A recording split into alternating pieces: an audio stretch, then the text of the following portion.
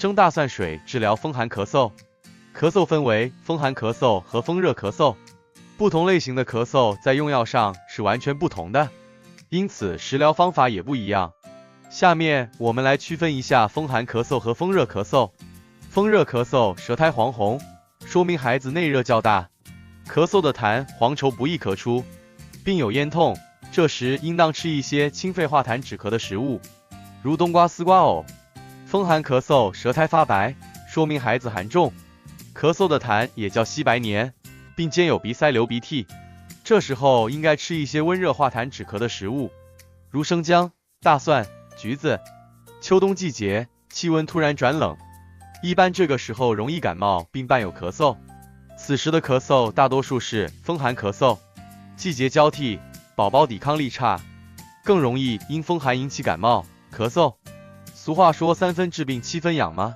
在药物治疗的同时，食疗也可以起到很大的作用。下面给大家介绍一种治疗寒性咳嗽的简易汤水——蒸大蒜水。方便简单，由于水中加入冰糖，味道甜甜的，会中和一部分蒜的辛辣味道，宝宝很喜欢喝的蒸大蒜水。原料：大蒜3瓣，冰糖1块。做法：一用刀把大蒜拍碎，或者切成片都可以。2. 把大蒜放入蒸盅内，家中没有蒸盅的可以用碗。3. 把冰糖放进蒸盅。4. 加入适量水，约蒸盅高度2/3的水。5. 把盖子盖上，防止蒸的时候锅盖上的水滴进去，如果用碗的话，用个小碟子扣上。6. 把蒸盅放入锅中去蒸，大火烧开后，改用小火蒸15分钟即可。食用方法：每日2到3次，趁热服用，一次小半碗就可以。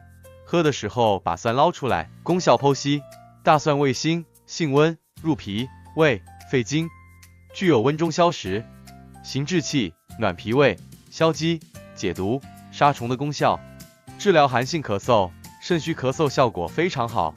大蒜中硒的含量较多，对人本胰岛素的合成可起到一定的作用，所以糖尿病人的饮食中可适当加入大蒜的。